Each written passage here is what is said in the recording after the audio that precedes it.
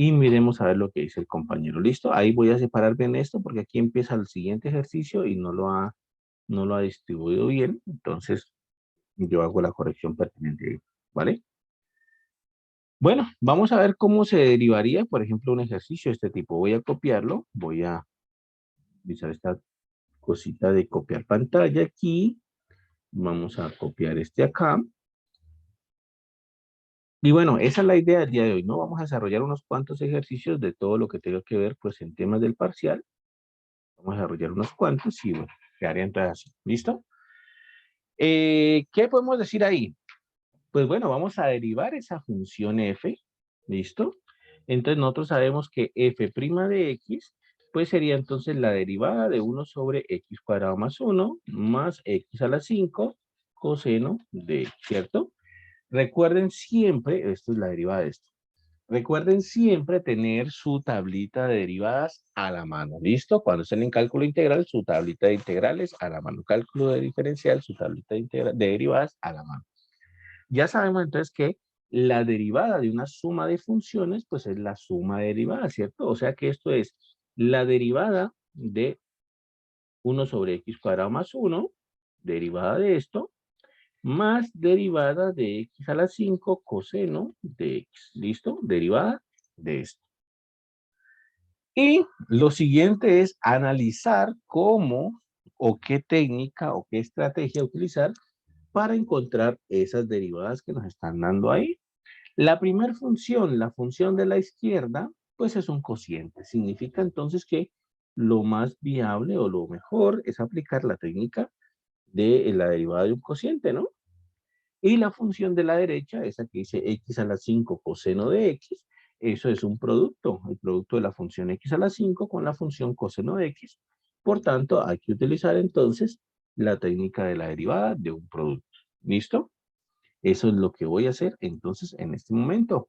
Recordémoslas aquí si de pronto no las tenemos claras. La derivada de u sobre b, derivada de un cociente es b al cuadrado en la parte inferior, u' por b menos u por b', ¿cierto? Y derivada de un producto, derivada de u por b, es u' por b más u por b'. ¿Listo? Entonces, regla del cociente y regla del producto. Vamos a aplicar entonces estas reglas al primero y al segundo término. Quedaría entonces así. La derivada del primer término, entonces, la función u es la función 1 y la función b es la función x cuadrado más 1. Entonces quedaría de b al cuadrado, entonces x cuadrado más 1 al cuadrado en el denominador, ¿cierto? Y en el numerador sería u', que es la derivada de 1, que es 0, de una vez la voy a colocar, u', que es la derivada de 1, es la constante 1, que es 0, por b sin derivar, que es x cuadrado más 1. ¿Listo? Menos u sin derivar. U es la función 1 por la derivada de la función x cuadrado más 1. La derivada de la función x cuadrado más 1 es la derivada de la función x cuadrado, que es 2x, más la derivada de la función 1, que es 0, o sea que es 2x. Ahí está la regla del cociente aplicada al primer término o a la primera derivada pues, que teníamos que hacer ahí. ¿Listo? La he hecho rápido, por supuesto, siempre les he dicho, a medida que vamos avanzando, vamos omitiendo algunos pasos. Al principio siempre nosotros colocamos todo el proceso como tal, pero vamos avanzando y nosotros pues omitimos alguno que otro pasito ahí que nos permita ir simplificando todo esto. ¿Listo? Segundo término, la derivada de un producto. Entonces vamos a hacerlo en color azul. Sería entonces así. La derivada, bueno, entonces en este caso, u sería x a la 5 y b sería coseno de x, ¿cierto? U sería x a la 5 y b sería coseno de x. Entonces sería así. Derivada de x a la 5. La regla de la potencia es 5 por x a la 4. Le bajo una potencia y ya quedaría, ¿cierto? Derivada de x a la 5 por coseno sin derivar, por b sin derivar, más u sin derivar, que es x a la 5, por la derivada de coseno, por la derivada de b. La derivada de coseno es menos seno de x. ¿Listo? Y quedaría entonces así. Ahí está, en negro está la regla del cociente para el primer término y en azul está la regla del producto para el segundo término. Ahora simplemente es simplificar. Ahí como tal ya está calculada la derivada. Esa como tal ya es una expresión de la derivada. Lo único que me queda es simplificar. Observen que en la primera fracción, 0 por esto, pues me da 0 todo eso, ¿vale? Todo eso se vuelve 0, todo eso es 0. Lo único que queda vivo es menos 1 por 2x. Y menos 1 por 2x es menos 2x. ¿Listo? Menos 1 por 2x es menos 2x sobre x cuadrado más 1 al cuadrado. ¿Listo? Esa sería la simplificación del primer término. ¿De acuerdo? Sería la simplificación del primer término.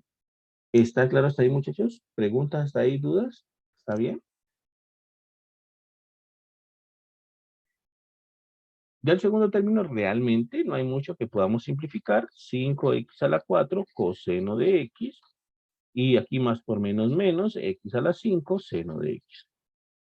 Y ya quedaría ahí, ¿vale? Ya sería esa la derivada de mi función. ¿De acuerdo? Esa ya sería la derivada. Quedaría entonces de esa forma. ¿Listo?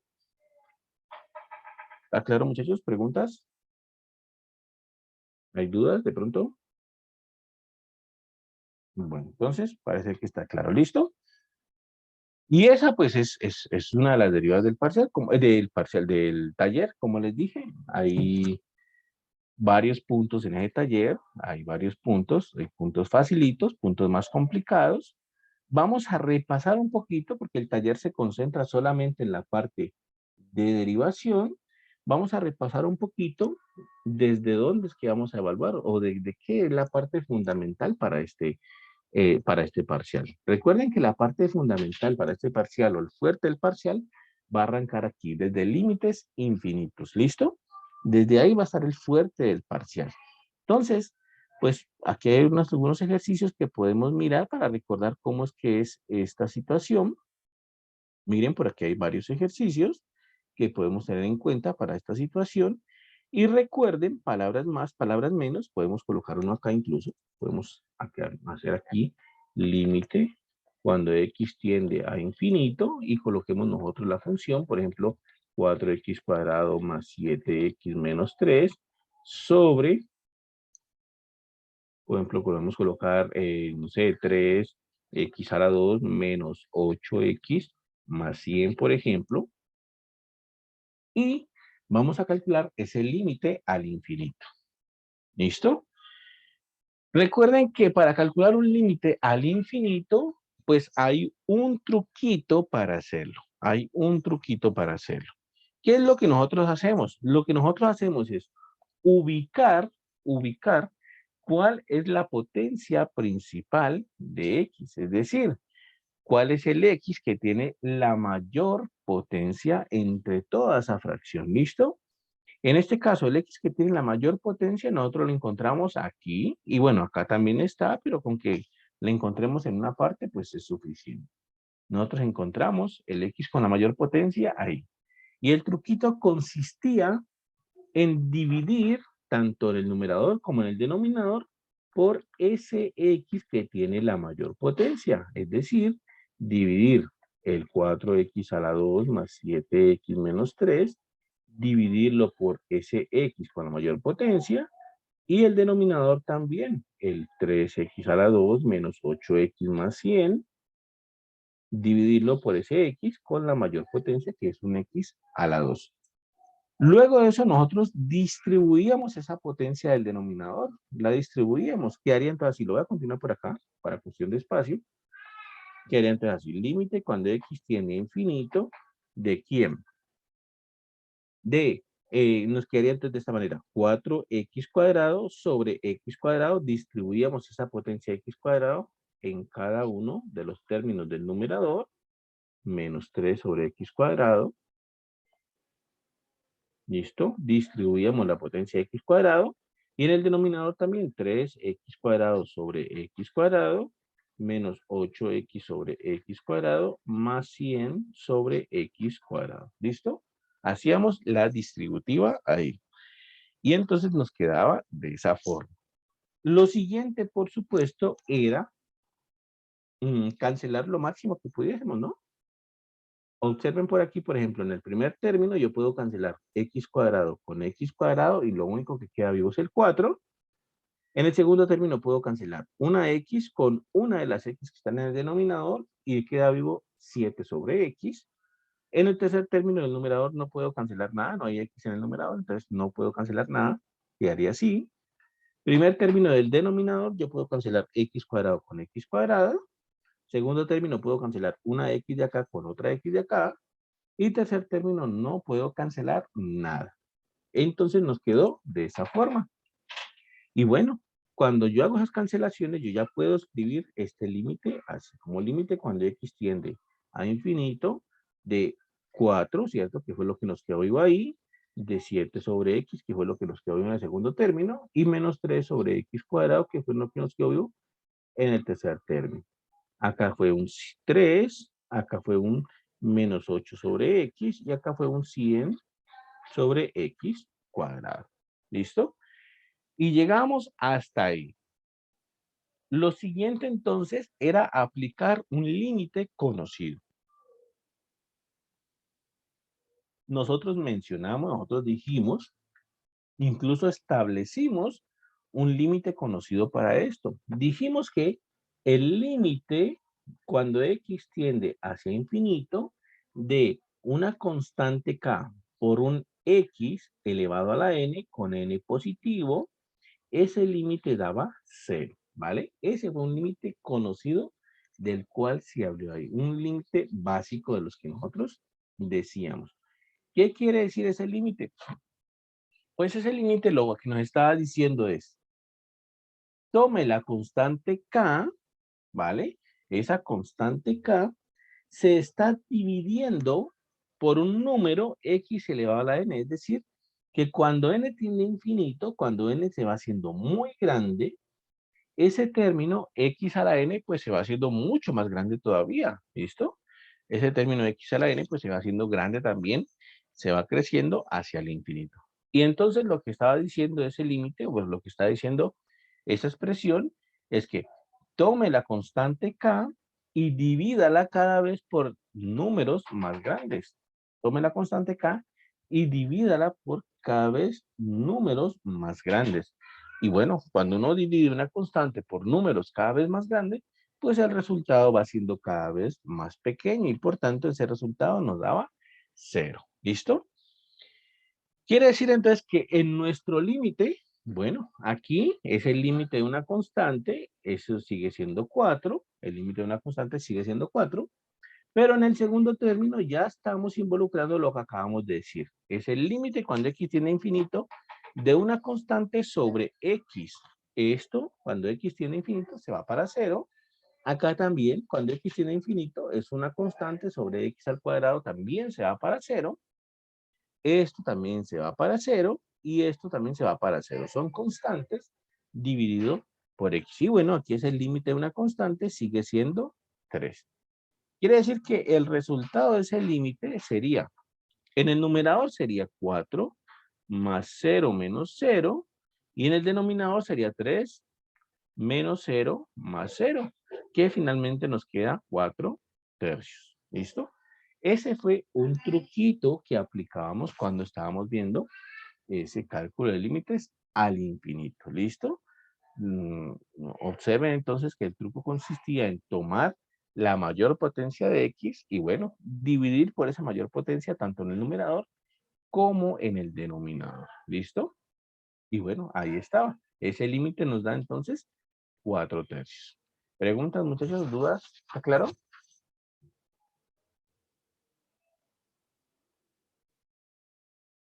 ¿Sí?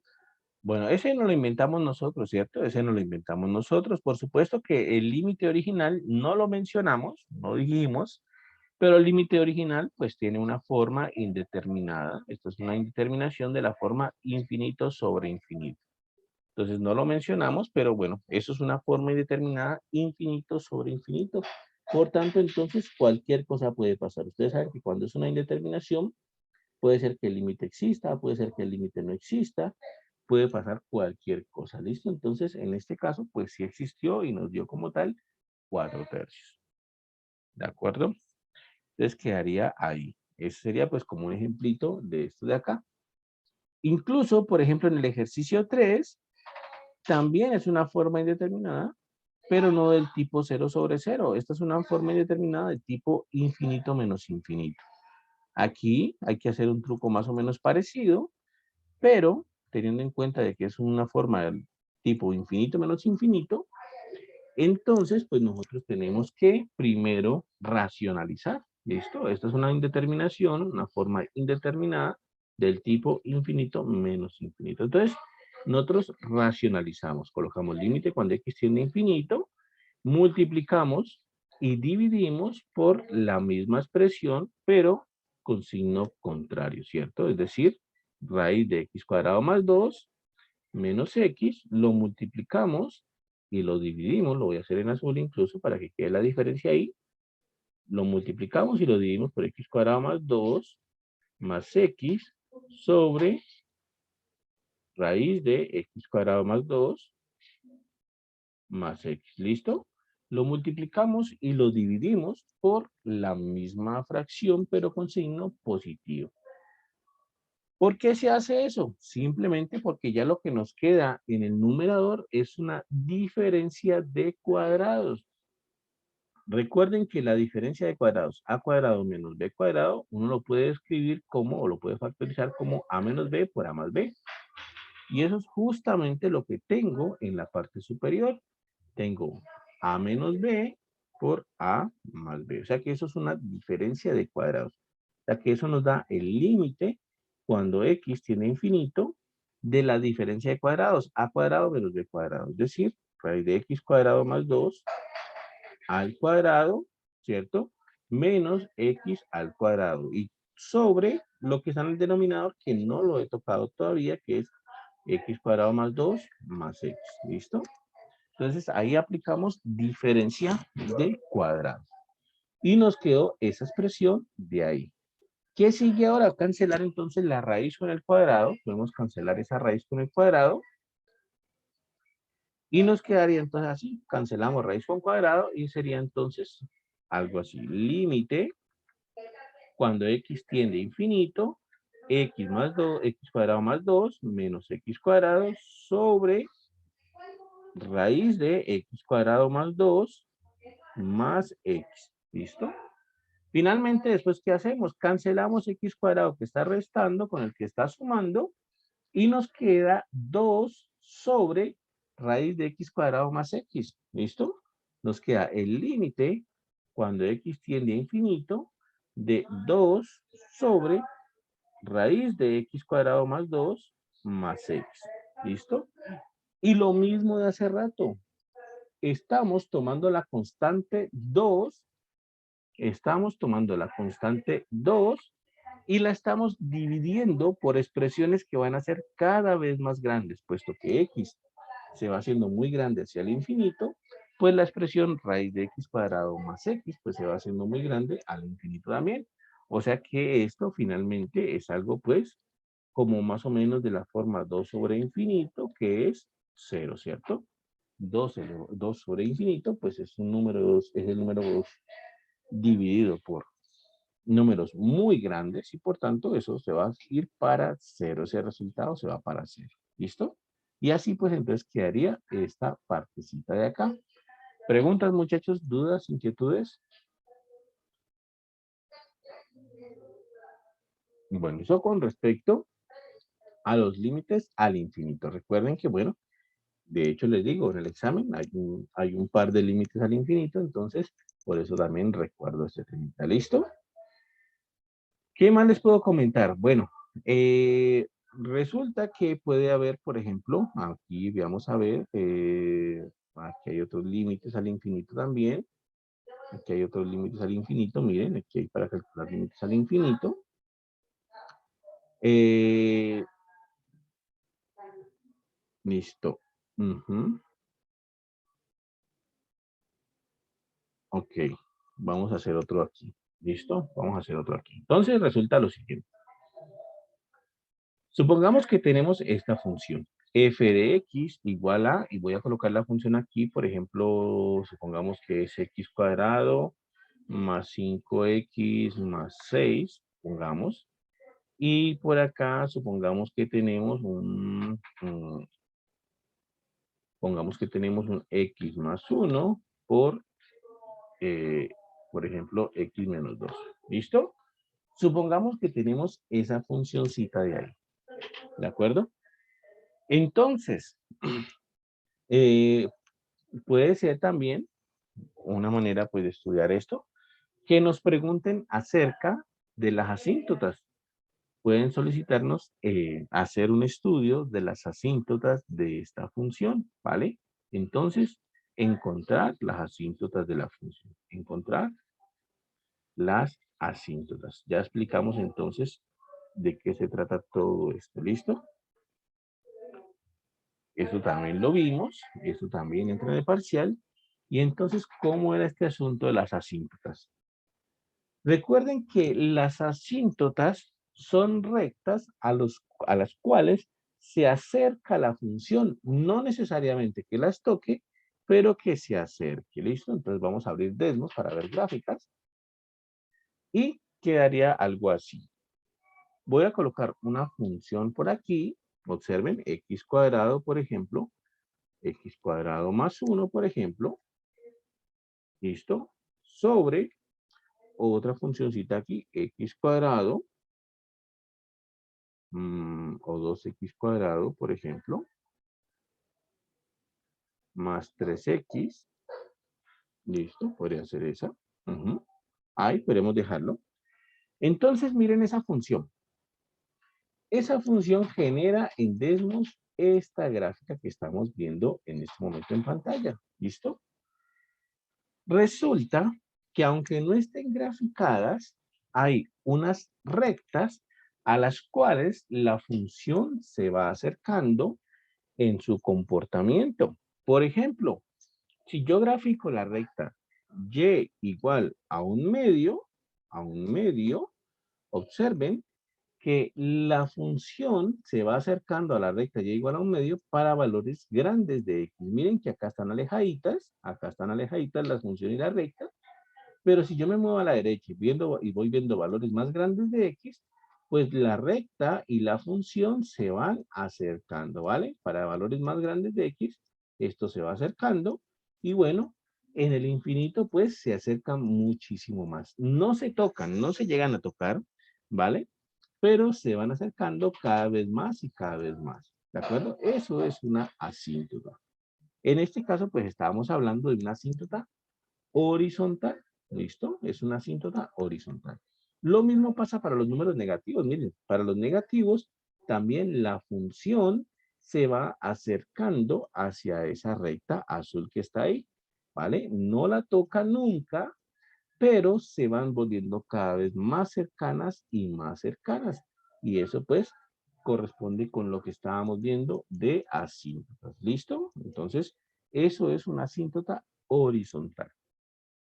Esta función también tiene asíntotas verticales, asíntotas que cumplen más o menos lo mismo, que se van acercando a la función, pero que no se tocan. Por ejemplo, una asíntota horizontal, una asíntota vertical, es la recta y igual a x igual a 0. Miren, x igual a 0 genera esta recta verde vertical que ustedes están viendo en pantalla.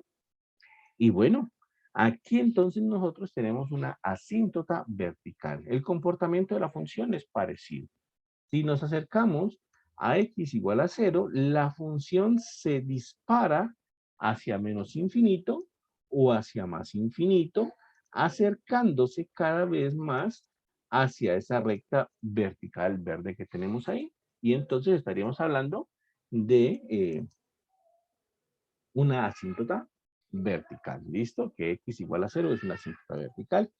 De tal manera que, bueno, algunas veces nos pueden dar la función y nos piden hacer un estudio acerca de las asíntotas de esa función. Entonces, ¿cómo ubicamos nosotros las asíntotas? Vamos a hacerlo rápidamente, entonces. Entonces, nosotros, para ubicar las asíntotas horizontales, primero las horizontales, nosotros hacemos o desarrollamos el límite cuando x tiende a más infinito o a menos infinito de la función, ¿vale? De la función que es x cuadrado más 5x más 6 sobre x más 1 por x menos 2. ¿Listo? Entonces nosotros establecemos o hacemos ese límite. Si ese límite nos da algo, significa que la función tiene asíntota horizontal. Si no nos da nada, significa pues que la función no tiene asíntota horizontal. Y bueno, ese límite nosotros podemos escribirlo así, ¿no? Límite cuando x tiene infinito de x al cuadrado más 5x más 6 sobre x más 1 por x más 2, yo puedo multiplicar esto y me quedaría entonces así. X por menos 2, 1 por x y 1 por menos 2. Quedaría entonces así. X por x es x cuadrado, x por menos 2 es menos 2x, 1 por x es x y 1 por menos 2 es menos 2, ¿vale? Y entonces yo puedo desarrollar el mismo truquito que hicimos antes. Multiplico, bueno, divido tanto numerador como denominador por la mayor potencia de x que aparece, que es x al cuadrado. Divido tanto el numerador como el denominador por x al cuadrado. ¿Listo? Aquí sería x al cuadrado menos 2x sobre x al cuadrado más x sobre x al cuadrado menos 2 sobre x al cuadrado. ¿Listo? Y simplifico lo más que pueda. Cancelo x cuadrado con x cuadrado, me da 1. Cancelo x cuadrado con x cuadrado, me queda el 1. Aquí cancelo x con x cuadrado, me queda 5 sobre x. Cancelo x con x cuadrado, me queda menos 2 sobre x. Aquí no puedo cancelar nada. Aquí sí, x con x cuadrado me queda un 1 sobre x. Y menos 2x cuadrado no puedo cancelar nada. Significa entonces que después de hacer esas cancelaciones, yo obtengo lo siguiente. Obtengo un 1 por acá, un 5 sobre x por acá y un 6 sobre x cuadrado por acá. Y en el denominador obtengo un 1 en el primer término, un menos 2 sobre x en el segundo término, un 1 sobre x en el tercer término y menos 2 sobre x cuadrado acá. Y hago el límite. Límite cuando x tiende a infinito de la constante 1, pues es 1. De 5 sobre x, es lo que decíamos hace rato, el 5 dividido un número que se va volviendo cada vez más grande, que se va para el infinito, es 0. Lo mismo acá también es 0. Aquí es la constante 1, sigue siendo 1. Aquí 2 sobre x, pues se va para 0 cuando x tiende a infinito. 1 sobre x se va para 0 cuando x tiende a infinito. Y menos 2 sobre x cuadrado se va para 0. O sea que ese límite me da 1 más 0 sobre 1 menos 0 más 0 más 0, que al final de cuentas nos queda simplemente un 1 sobre 1, que es 1. ¿Listo? Por lo tanto, entonces, eso significa que nosotros tenemos una asíntota horizontal. Nosotros tenemos una asíntota horizontal. Como el límite nos dio 1, significa que y igual a 1 es una asíntota horizontal. ¿Listo? Horizontal. Por tanto, encontramos las asíntotas horizontales de la función. Si yo pongo en Desmos, ahora que grafiquemos eso, y igual a 1, pues eso debe graficar una asíntota horizontal de esa función de ahí. Ahora vamos a hacer el estudio de las asíntotas verticales. Resulta y acontece que las asíntotas verticales, yo las estudio, las ubico o las voy a buscar, pues, en los puntos. Voy a copiar acá la función x cuadrado más 5x más 6 sobre x más 1 por x menos 2. Aquí está. X más 1 por x menos 2. Entonces, las asíntotas verticales, yo voy y las ubico en los valores de x que me hacen 0 el denominador. Ubico las asíntotas horizontales en los valores de x que hacen 0 el denominador. ¿Listo? Ahí es donde las voy a buscar. ¿De acuerdo? ¿Cómo quedaría esta situación? Entonces, ¿cómo sería esta situación? Entonces, yo sé que para que x más 1 sea 0, para que x más 1 sea 0, pues que el 1 lo paso a restar y me queda que x es igual a menos 1. O sea que en x igual a menos 1 voy a ir a buscar una asíntota vertical. Y para que x menos 2 sea 0, pues necesito que pasando el 2 a sumar, x sea igual a 2. O sea que en estos dos puntos es posible que yo encuentre mi asíntota vertical. ¿Listo? Mi asíntota vertical. En esos dos punticos de ahí que hacen que el denominador sea 0. Ahí es donde las voy a buscar. ¿Cómo identifico? ¿Cómo identifico si, si esos puntos realmente corresponden a asíntotas verticales? Pues lo que yo hago para ver si esos puntos son asíntotas verticales es observar el límite cuando x tiende a -1 y el límite cuando x tiende a 2, cuando x tiende a esos puntos. ¿Qué pasa con la función ahí? ¿Listo? ¿Qué forma tiene la función ahí cuando x tiende a -1 y cuando x tiende a 2? Ujú.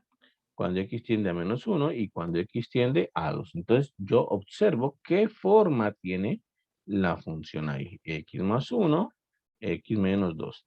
Acá lo mismo, x cuadrado más 5x más 6 sobre x más 1 por x menos 2. Yo voy y observo qué forma tiene la función en esos límites de ahí. ¿Listo? Entonces, observen lo siguiente. ¿Qué forma tienen estos límites? Si yo sustituyo x igual a -1 en esa función de ahí, pues ¿qué me quedaría? En el numerador sería -1 al cuadrado más 5 por -1 más 6 sobre -1 más 1 por -1 menos 2, ¿vale? Si yo voy a observar qué forma tiene ese límite ahí, pues sustituyo x igual a -1 y miro cuánto me da. Entonces quedaría así. En el numerador sería -5 más 6 da 1, más 1, 2, sobre, en el denominador sería -1 más 1 es 0, por -1 es 3, 0 por -3 es 0. Entonces, la forma de ese límite es -2 sobre 0. ¿Listo? Es -2 sobre 0. ¿Qué pasa entonces con ese -2 sobre 0? Resulta que eso no se llama indeterminación. Recuerden que eso no se llama una indeterminación, sino que cuando uno tiene una forma de una constante distinta de 0 sobre 0, eso no se llama una indeterminación, sino que el nombre legal de eso, el nombre real de eso es indefinición. Indefinición. ¿Listo? No es una indeterminación, sino que se llama una indefinición cuando uno tiene una constante sobre 0. Entonces, ¿qué pasa con ese límite? Pues resulta que ese límite se dispara hacia el infinito. Si uno toma el número 2, voy a sacar la calculadora, y lo divide por números muy cercanos a 0, pues el resultado va a ser muy grande. Por ejemplo, aquí, 2 dividido 0.0001, el resultado debe ser un número grande, de hecho da 20.000, ¿vale? 2 dividido 0.000001, por ejemplo, el resultado de dividir 2 con ese número muy cercano a 0, pues es 20 millones. Y así, cada vez que divido en una constante distinta de 0 por números muy cercanos a 0, pues el resultado se dispara hacia infinito. Y por eso entonces aquí me da infinito en ese límite. Lo mismo acá. Cuando yo sustituyo x igual a 2 aquí en ese límite, ¿qué forma tiene? Pues entonces, en el numerador va a ser 2 al cuadrado más 5 por 2 más 6 sobre 3 por 0, de hecho. Esto me da 10, 16, 20 sobre 0.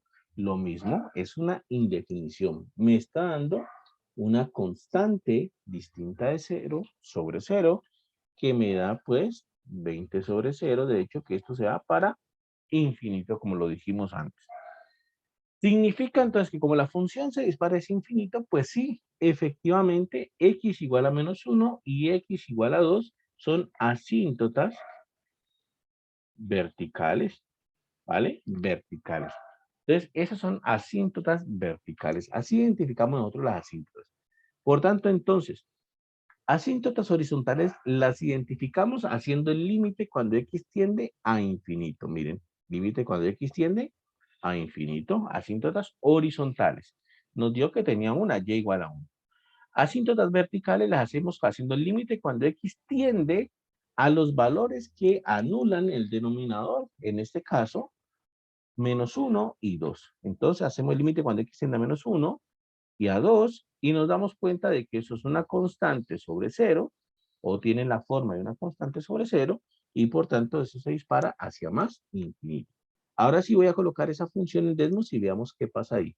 Entonces voy a ocultar esto, voy a ocultar esto, voy a ocultar esto. Voy a colocar x cuadrado.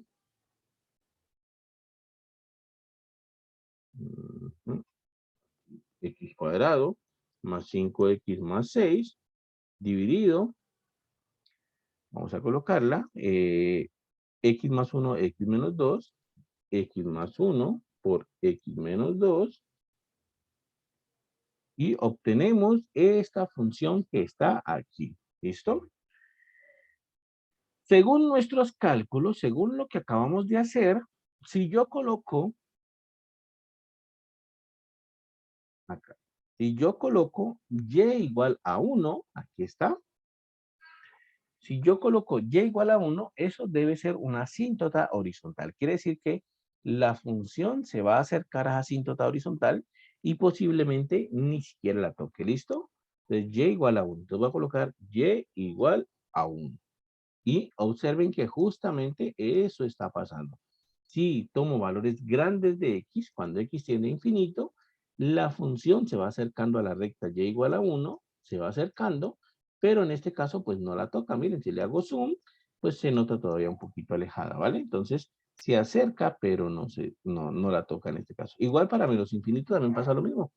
La función se acerca a la recta negra, pero no la toca. ¿Listo? O sea que efectivamente sí es una asíntota.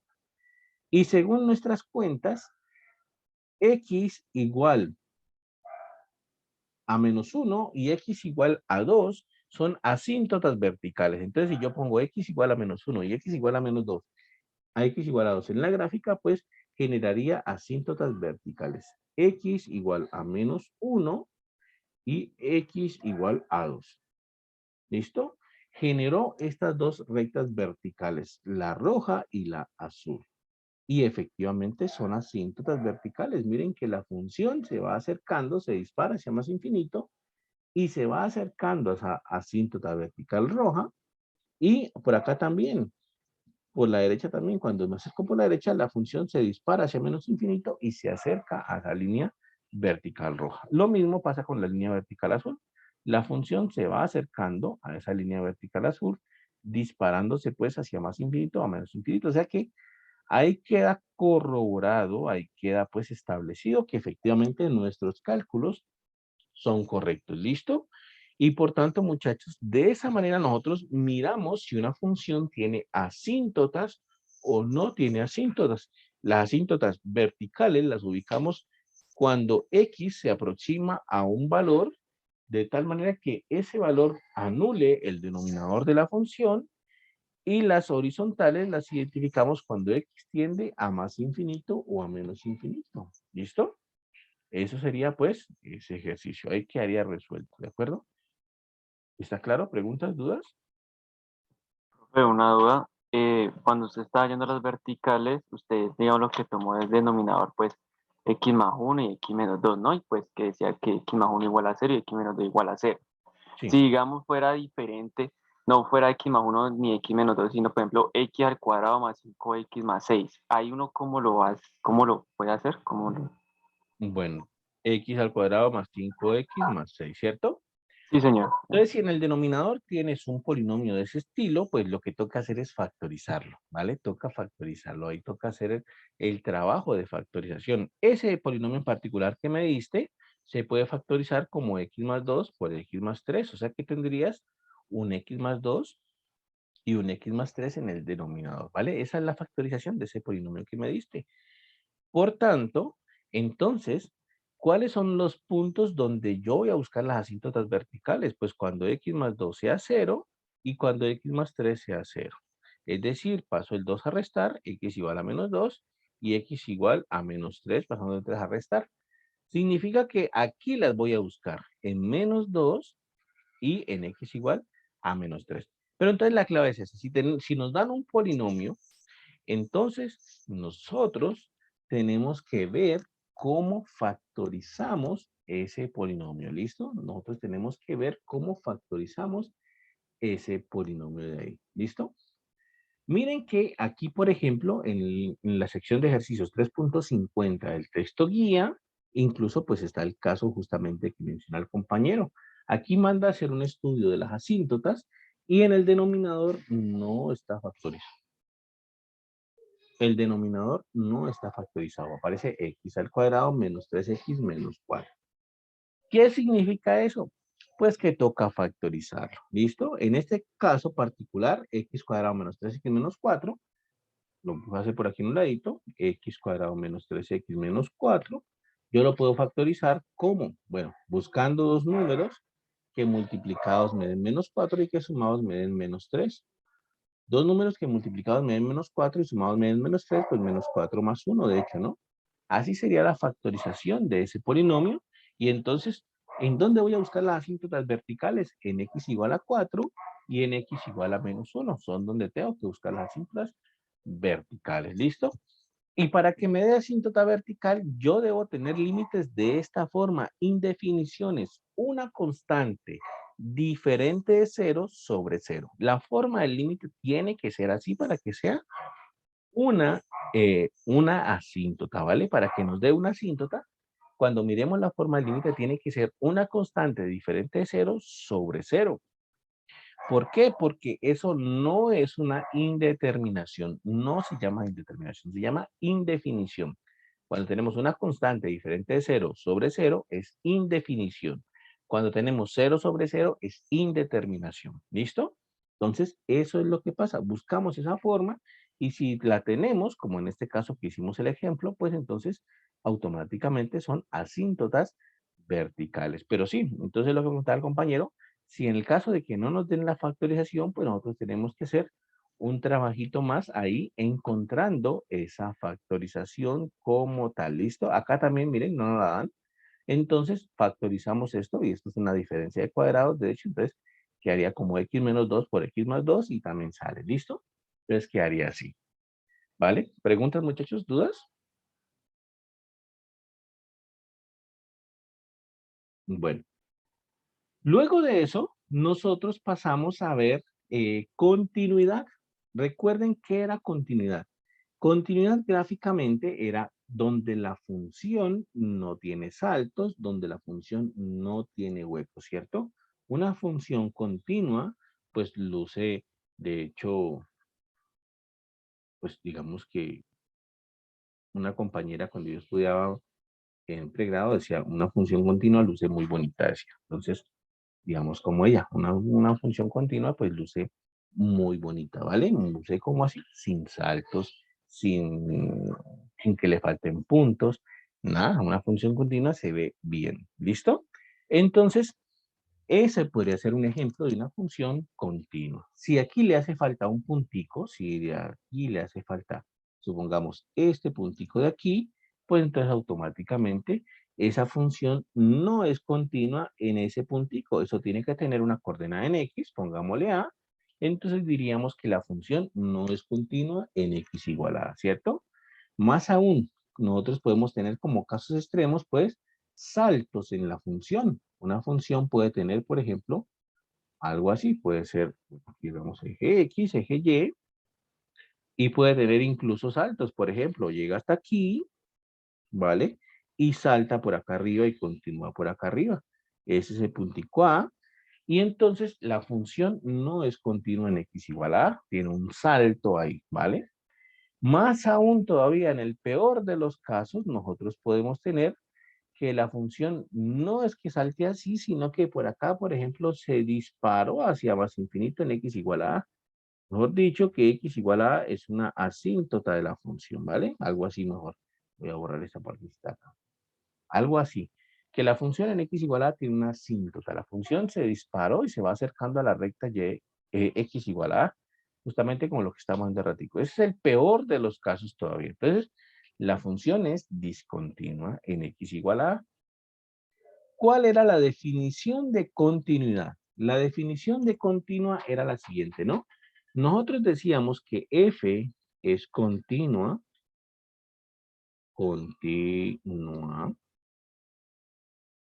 en x igual a, ¿cierto? Nosotros decíamos que la función es continua, que una función f es continua en x igual a, si se cumplía ¿qué? Si se satisfacía ¿qué? Que el límite cuando x tiende a de f de x me da f de a. Esa es la definición de continuidad, ¿vale? La definición de continuidad está por medio de límites. Una función es continua en un punto x igual a si nosotros hacemos el límite cuando x tiende a de la función y eso pues me da el valor de la función evaluado en a. Incluso nosotros dijimos que eso pues contenía varias información, que contenía bastante información. Lo primero que me dice aquí, miren, lo primero que me está diciendo es que la función o a la función f yo la puedo evaluar en x igual a, que yo puedo evaluar esa función en a, ¿vale? Que yo puedo evaluar esa función en a. Significa entonces que a pertenece al dominio de la función. Yo puedo evaluar esa función en el punto a. Esa es una primera información que me da. ¿Listo? Otra información. Me está diciendo que el límite cuando x tiende a de la función f de x, pues existe, ¿vale? Existe, da algo. Existe ese límite. Es otra información que me da.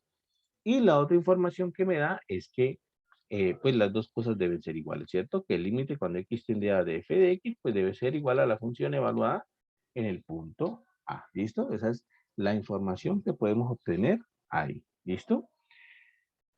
Así pues, nosotros dijimos además que recuerden que para que el límite exista, los límites laterales deben existir y ser iguales, ¿cierto? O sea que algunas veces cuando estamos hablando de continuidad, pues nos toca hacer un estudio de los límites laterales. Aquí, por ejemplo, hay varios punticos acerca de eso, hay varios ejemplitos acerca de eso y varios problemitas también sencillos, algunos con respecto a la continuidad. Entonces, miren, por ejemplo, esto. Aquí nos dicen determinar si las funciones son continuas o no. ¿Listo? Entonces, miren, por ejemplo, esto. Revisemos la función i. ¿Listo? La función i. Nos dicen revisar si esa función es continua en a igual a 0. ¿Vale? Nos dicen revisar si esa función es continua en a igual a 0. ¿Vale? Entonces, ¿qué tendríamos que tener? ¿Qué tendríamos que verificar para que esa función sea continua? Pues lo que tendríamos que verificar es que el límite cuando x tiende a 0, ¿cierto? Que es el valor de a que me están dando ahí, de i de x, pues es el mismo valor de i de 0, ¿vale? Es el mismo valor de i de 0. Si se cumple eso, pues entonces la función va a resultar ser continua, ¿listo? Pero entonces yo calculo límite cuando x tiende a 0 de la función i de x, que es la función, bueno, límite cuando x tiende a 0, que es la función que. Entonces, como yo voy a calcular límite cuando x tiende a 0 de la función i de x, lo que significa eso es que yo me voy a ir acercando hacia el valorcito x igual a 0. Recuerden que el límite es acercarse. No significa llegar en general, significa acercarse por medio de valores de x. Es decir, que me voy acercando al valorcito 0 por valores distintos de 0. O sea que por lo tanto estoy en este caso de aquí. Mi función vale seno de x sobre x. Entonces, esa es la expresión que yo debo utilizar. Siempre recordando que el límite significa acercarse más no llegar. Por tanto, no puedo utilizar la otra expresión que era 0. Debo utilizar esa, porque esa es la que me está diciendo que me sirve para x distinto de ceros.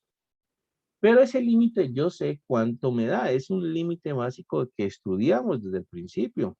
Ese límite yo tengo claro cuánto me da. Lo hicimos por tablas, lo hicimos mediante gráficas, lo hicimos, bueno, lo miramos de varias maneras. Ese límite nos da 1. Y entonces me está diciendo que el límite cuando x tiende a 0 de la función y de x existe. Sí, me da 1. Entonces lo voy a copiar aquí. Límite cuando x tiende a 0 de la función y de x, pues existe y me da 1, ¿vale? Pero ¿cuánto me da la función y de x evaluada en el punto 0? Y de x evaluada en el punto 0 o y de 0, pues voy y busco cuánto vale. Resulta que la función evaluada en el punto 0 me da 0. Entonces, en este caso, yo tengo lo siguiente. Tengo que, por un lado, el límite, ¿cierto? Cuando x tiende a 0 de y de x me está dando 1, ¿listo? Pero eso es diferente de y de 0, porque y de 0 me está dando 0, ¿listo? Y por tanto, entonces, la función no es continua. El límite me está dando diferente de lo que vale la función en 0. Y luego, entonces, yo puedo concluir que la función y de x no es continua en x igual a 0. De hecho, esa función es continua en todos los demás valores de x. En ningún otro valor de x tiene problemas. El único problema que tiene es en, en, en el puntico 0, ¿listo? Es en el puntico 0, ¿de acuerdo? Y entonces así yo evalúo continuidad. Recuerden que continuidad era eso, ¿no? Era establecer estas tres cosas. Establecer que yo puedo evaluar la función en A, cuánto me da f de A, ¿cierto? Que yo puedo calcular f de A. Establecer que el límite existe, el límite cuando x tiende a existe. Y bueno, si la función es continua, pues resulta que esas dos cosas son iguales. Si la función no es continua, pues resulta que algo puede fallar o el límite no es igual a la función evaluada en A, como en este caso que hicimos acá, o que la función no la podemos evaluar en A, o que el límite no existe. Bueno, algo debe fallar ahí para establecer pues que una función no es continua, ¿listo? De lo contrario, pues entonces diremos que sí es continua, ¿de acuerdo? ¿Preguntas, muchachos, dudas? Bueno, esto lo recordamos porque en el parcial, de hecho, hay un puntico sencillito, pero es un puntico, digamos, que hay que resolver sobre continuidad. ¿Listo? Un puntico que hay que resolver sobre continuidad. Ujú, listo. Entonces, ahí está. Recuerden entonces qué es lo que significa continuidad, ¿vale? Ujú, Profe, cuando usted dice que no es continua, entonces significa que es discontinuo, en ser. exactamente. Uno dice Ah, que no es continua o dice que es discontinua, ¿listo? Uno dice que no es continua o dice que es discontinua, ¿vale? Miren, por ejemplo, el ejercicio 4 de este taller que es 4.17. Miren el ejercicio 4, por ejemplo. ¿Listo? Entonces, en este ejercicio 4, nosotros tenemos que hallar un valor de lambda, un valor de la constante lambda, de tal manera que esa función sea continua en todos los reales. Es decir, que esa función no tenga ningún problema, que esa función no tenga mayor inconveniente. ¿Listo? Eso es lo que debemos hacer ahí. Hallar qué valor de lambda nos sirve para que esa función b de x no tenga ningún problema. ¿Qué toca hacer entonces? Pues entonces lo que tenemos que hacer es hallar un valor de lambda, o mejor dicho, a ver, planteemos esto de la siguiente manera. Vamos a ver esto, vamos a estudiar esto, ¿listo? Vamos a repasar un poquito acerca de estas funciones cuadráticas. Recuerden, muchachos, entonces lo siguiente. Una función cuadrática en general luce así, ¿cierto? Esa es la forma general de una función cuadrática. Ax cuadrado más bx más c, ¿vale? Y si la igualamos a 0, pues entonces tenemos una ecuación cuadrática. ¿Listo? Entonces, esa es la forma general de una ecuación cuadrática. Recuerden que esas ecuaciones cuadráticas, pues hay varias maneras de solucionarlas. De hecho, hay varias formas de solucionarlas. Pero una manera de solucionarla es una manera muy conocida que sé que ustedes la saben. que es la de la fórmula cuadrática, ¿no? Que era que x es igual a menos b más o menos raíz de b cuadrado menos 4 por a por c sobre 2a, ¿cierto? Esa era la solución de esa ecuación cuadrática aplicándole la fórmula cuadrática. ¿Listo? Ahora bien, este numerito que está aquí, este numerito que está aquí dentro de la raíz, es un número importante. De hecho, tiene nombre propio, ¿no? Ese numerito de ahí se llama discriminante. Discriminante. Ese numerito de ahí se llama discriminante. Y lo que sucede es que uno podía averiguar cuántas soluciones tiene tiene la ecuación cuadrática según el discriminante. Mejor dicho, era esto exactamente. Uno sabe que si el discriminante es positivo, entonces la ecuación cuadrática tiene dos soluciones, tiene dos soluciones. Si el discriminante es positivo, la ecuación cuadrática tiene dos soluciones, claro. Cuando uno saca la raíz de un número positivo, pues tiene sentido y por tanto le sale una solución con el más y una solución con el menos. Si el discriminante era cero, entonces la ecuación cuadrática tiene una solución, ¿listo? Si el discriminante es cero, la ecuación cuadrática tiene una única solución que uno incluso le dice solución doble. Eso pues porque le queda raíz de cero y raíz de cero es cero, o sea que el más y el menos no tienen ningún efecto. Y si el discriminante es negativo, entonces la ecuación cuadrática no tiene soluciones, no tiene soluciones, ¿vale? Si el discriminante es negativo, entonces la ecuación cuadrática no tiene soluciones. Este es el caso que me interesa en este momento, ¿listo? Ese es el caso que me interesa en este momento. ¿Por qué? Porque si la ecuación cuadrática no tiene soluciones, si la ecuación cuadrática no tiene soluciones, significa que el polinomio cuadrático no lo voy a poder factorizar. Ese polinomio cuadrático yo lo voy a poder factorizar siempre que la ecuación cuadrática tenga soluciones. Entonces, si la ecuación cuadrática tiene discriminante negativo, significa que la ecuación cuadrática no tiene soluciones, significa que el polinomio no lo voy a poder factorizar. ¿Listo? ¿Por qué estoy recordando esto? Porque resulta que en este ejercicio, en la parte inferior, en la parte del denominador, yo tengo una expresión cuadrática aquí. Y ese cuadrado, pues está, como ya lo dije, en el denominador. ¿Cuándo va a tener problemas esa función? La única manera de que tenga problemas esa función es que el denominador se haga cero, ¿vale? La única manera de que yo tenga problemas con esa función es que el denominador se haga cero. Es decir, esa función sería continua en todos los números, salvo en aquellos que hacen que, en aquellos valores de x que hacen que el denominador sea cero. ¿Listo? ¿De acuerdo? Entonces, uniendo lo que estábamos hablando del discriminante con esta expresión de aquí, pues resulta que yo tengo que pensar en esta ecuación de acá. ¿Listo? Yo tengo que pensar en esta ecuación. Porque si esa ecuación se hace cero, pues sé que mi función no va a ser continua ahí. Pero el ejercicio lo que me pide son los valores de lambda para los cuales yo no voy a tener problemas, para los cuales la función es continua. ¿Listo? Entonces, ¿qué voy a buscar? Pues que el discriminante de este polinomio, el discriminante de este polinomio cuadrático, el discriminante de esta expresión cuadrática, que el discriminante sea negativo.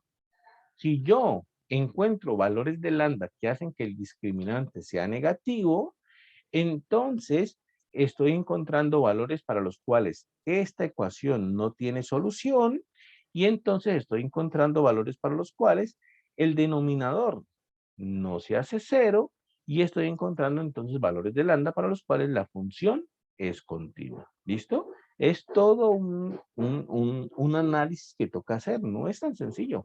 Hay que hacer todo un análisis ahí, ¿vale? Repito, Si encuentro valores de lambda, tal que el discriminante de esta ecuación cuadrática sea negativo, entonces estoy hallando valores de lambda para los cuales esta ecuación no tiene solución y por tanto no hay valores entonces que hacen que el denominador sea cero y por tanto salvo la patria porque entonces mi función va a ser continua porque mi función no va a tener ningún problema. ¿Cuál es el discriminante de esta expresión? Ya sabemos que el discriminante es b cuadrado menos 4a por c, ¿cierto? Lo que tenemos que identificar es cuál es a, cuál es b y cuál es c. A es el término que acompaña al x cuadrado, o sea que a vale lambda. A es lambda. B es el término que acompaña a la x, o sea que b es igual a menos 2 lambda.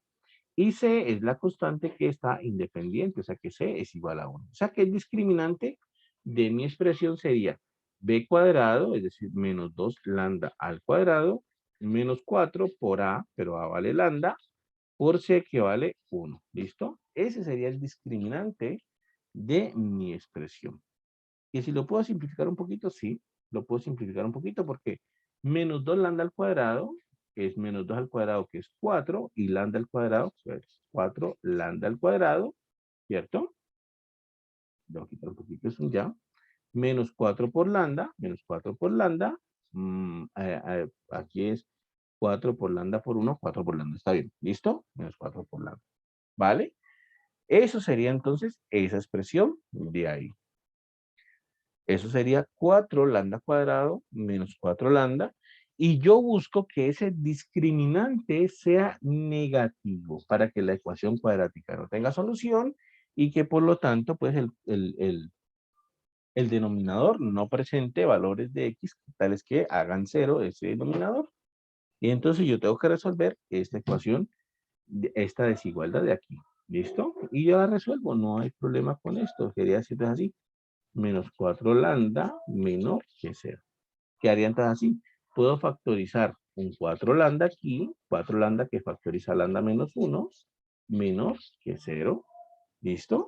Y quedaría entonces así. Ahora puedo incluso pasar a dividir el 4. Este 4 es una constante positiva. Está multiplicando, lo paso a dividir al 0 y me quedaría entonces así. Lambda por lambda menos 1 menor que 0.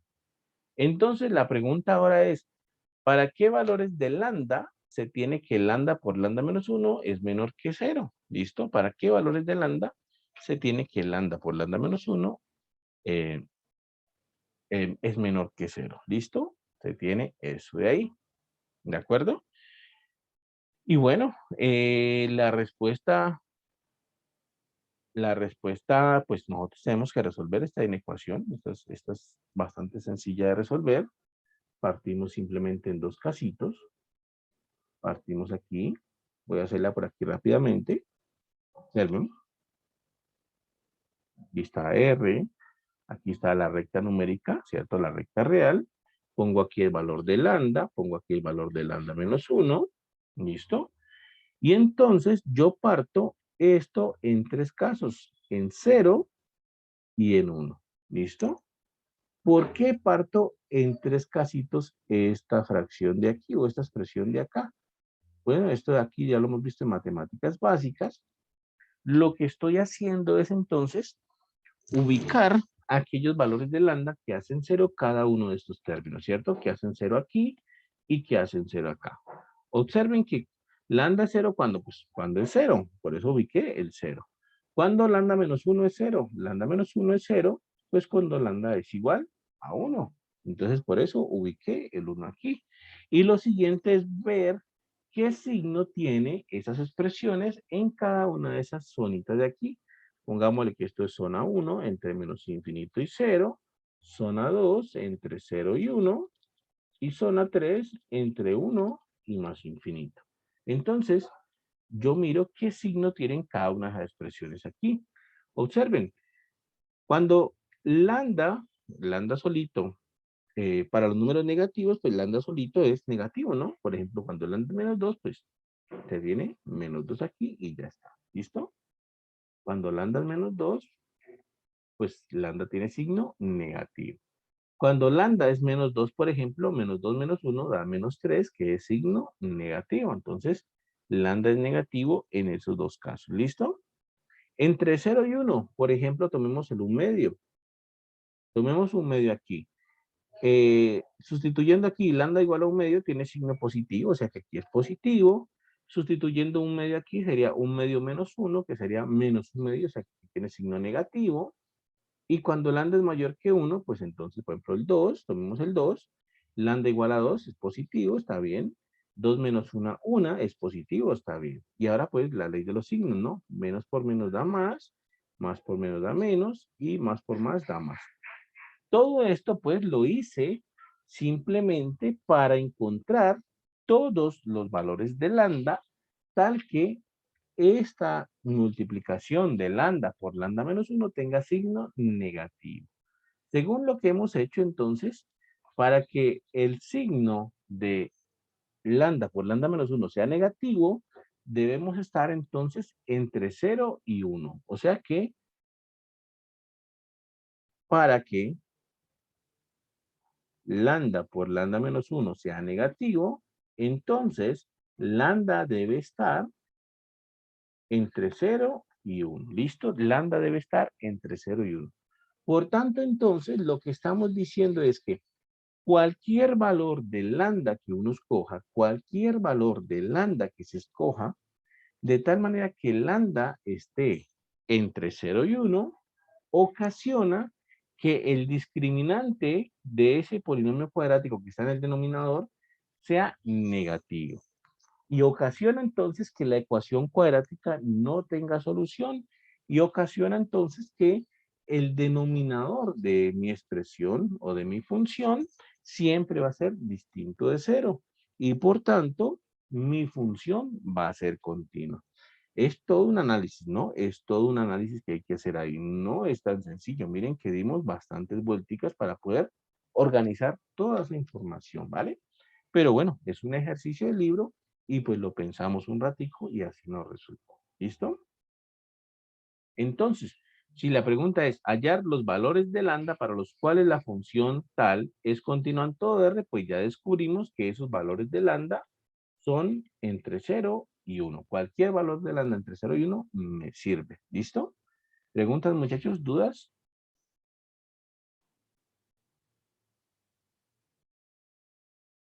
Sí, bueno, entonces hay que ponerle cuidado, muchachos. Esta clase yo la subo ahorita, más tardecito, y bueno, la vuelven a revisar, puesto que es importante la información acerca de cuándo o cómo podemos hacer para averiguar que ese discriminante es negativo y que nos permita pues establecer que eh, una ecuación cuadrática pues no tiene solución o que no se puede factorizar ese cuadrado. ¿Listo? Ahora vamos a la parte derivada, vamos a resolver un par de ejercicios de derivadas. Entonces recordemos cómo era que derivamos, ¿listo? Vamos a hacer un par de ejercicios de derivadas. Uno de regla de la cadena, por ejemplo, algo así. Derivemos esta función, f de x igual a, no sé, pongamos seno, pongamos de x cuadrado por coseno de x a la 3, ¿listo? Una función bastante complicadita de derivar. Entonces vamos a derivar esa función.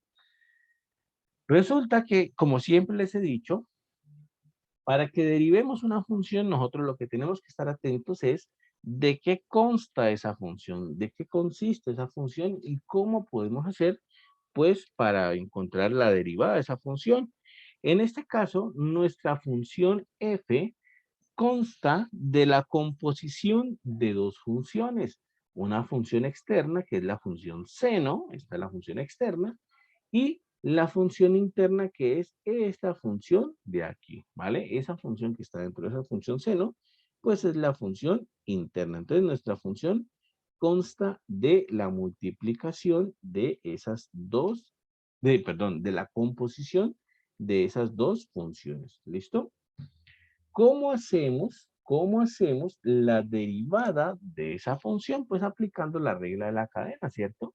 Sería entonces así. F' de X es, recuerden cómo era la regla de la cadena. Voy a recordarla por aquí en un ladito para que no nos olvidemos. Voy a recordarla por aquí en un ladito.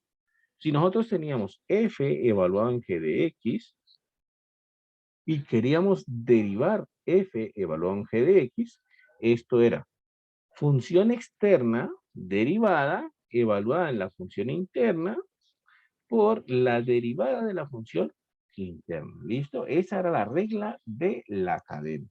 Entonces, pues bueno, tengo que aplicar esa regla de la cadena a esta expresión. Sería entonces la derivada de la función externa, que es la derivada de la función seno, evaluada en la función interna, ¿listo? Por la derivada de la función interna, que es la derivada de x al cuadrado coseno de x a la 3, ¿listo? Es la derivada de la función interna. Entonces, bueno, la derivada de la función externa, la derivada de la función seno, yo me la sé. La derivada de la función seno, si no, no la sabemos, la miramos en la tablita de derivadas que está en el Classroom. Si la sabemos, pues ya la colocamos. La derivada de seno es coseno. ¿Listo? Coseno evaluado en la función interna que es x cuadrado coseno de x a la 3. Por la derivada de la función interna que es la derivada de la función x cuadrado coseno de x a la 3 que todavía no la hemos hecho. Entonces, ahora tenemos que desarrollar esa derivada de la función interna. Pero mucho cuidado aquí porque cuando yo quiero derivar esa función interna, pues me doy cuenta de que esa función interna consta del producto de dos funciones. La función x cuadrado con la función coseno de x a la 3. Entonces consta del producto de dos funciones. Por tanto, para hacer esa derivada de la función interna, pues yo debo tratarla con la regla del producto. Debe ser tratada con la regla del producto. Entonces quedaría así. Con lo primero ya no me meto, ya eso ya está organizado. Coseno de x cuadrado, coseno de x a la 3, eso ya está organizado, eso ya no lo toco. Y voy a hacer entonces la derivada de la función interna en azul. Entonces recuerden, tenemos que tratarla como un producto. Recuerden entonces la regla del producto, ¿no? U' por b más u por b'. Entonces sería la derivada de la primera, que es la derivada de x al cuadrado, por coseno de x a la 3 sin derivar, más x al cuadrado sin derivar, por la derivada de coseno de x a la 3. ¿Listo? Esa es la regla del producto aplicado a x cuadrado coseno de x a la 3. Es la derivada del primero por el segundo sin derivar, más el primero sin derivar por la derivada del segundo. Entonces, avancemos aquí. Esto es igual a que con lo primero ya no me meto, eso ya está organizado. Y ahora lo segundo de acá. Comencemos entonces a desarrollar esa derivada. Derivada de x al cuadrado, pues es muy fácil, es 2x, ya la sabemos. Por coseno de x a la 3 sin derivar, coseno de x a la 3 sin derivar, ¿listo? Más x cuadrado sin derivar por derivada de coseno de x a la 3. Pero resulta que me doy cuenta de que coseno de x a la 3,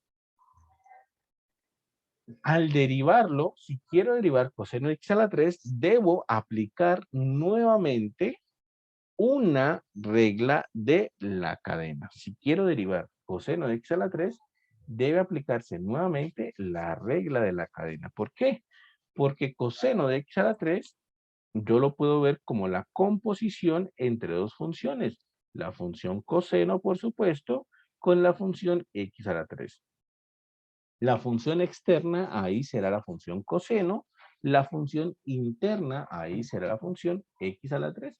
Entonces, debo derivarlo como una regla de la cadena de nuevo. ¿Listo? Lo voy a hacer en azul. Sería la derivada de la función externa, que es la derivada de coseno, que es menos seno, evaluada en la función interna, que es x a la 3. ¿Listo?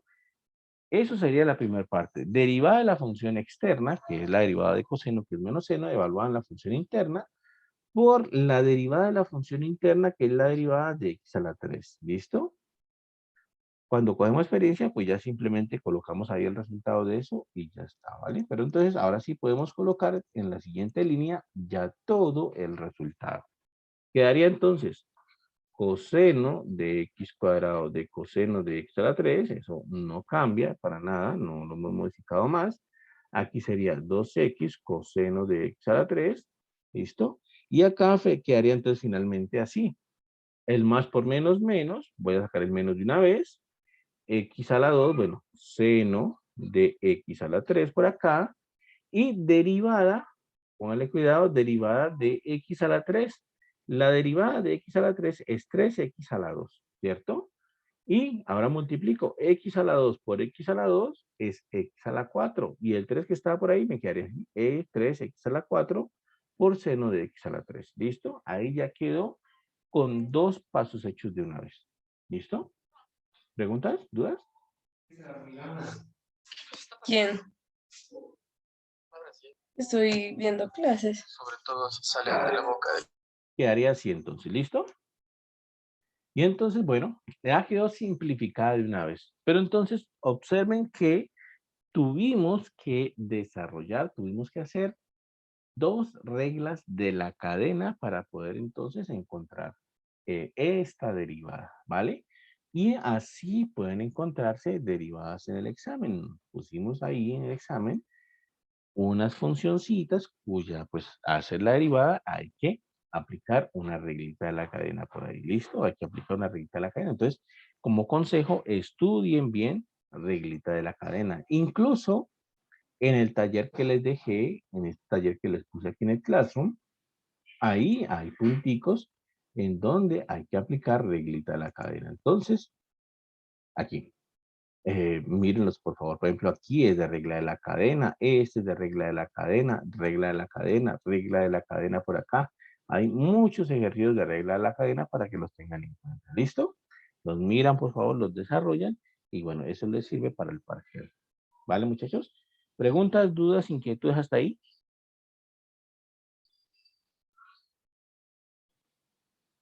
¿No? No, profe. Bueno, muchachos, entonces vamos a dejar hasta aquí.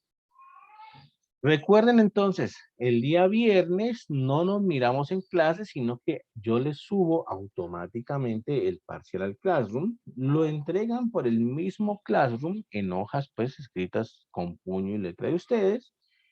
Y, ¿qué más les iba a decir? Y, bueno, y no, y esta es la última vez que nos vemos entonces en el año, ya que el viernes no tenemos clases, significa pues que de aquí ya pasamos directamente hasta enero. Entonces, por lo tanto, me imagino ustedes que también el viernes ya salen a receso, ¿cierto? De todas las materias. Y bueno, ya nos veríamos el próximo año, ¿vale? De todas maneras, pues, de igual manera, deseo que cada uno de ustedes, pues, pase unas muy buenas fiestas con su familia, que pasen un buen feliz de año y por supuesto que tengan muchos éxitos para el próximo año, o tengamos mejor, nos llamamos ahí también. Listo, yo subo entonces ahora por la tardecita, más tardecita yo subo entonces la clase de hoy. Bueno, voy a subirlas todas de una vez para que quedemos a paz y salvo con clases también y videos y todo esto. Y yo subo entonces esto y bueno, ahí ya queda. Listo, muchachos. Nos vemos entonces. Felices fiestas, feliz año y ya nos vemos el próximo año. Entonces. Nos vemos, que estén muy bien. Bueno, profe, Muchísimas gracias gracias. igualmente. Gracias, profe. Hasta luego. Luego, profe, muchas Luego, gracias. profe.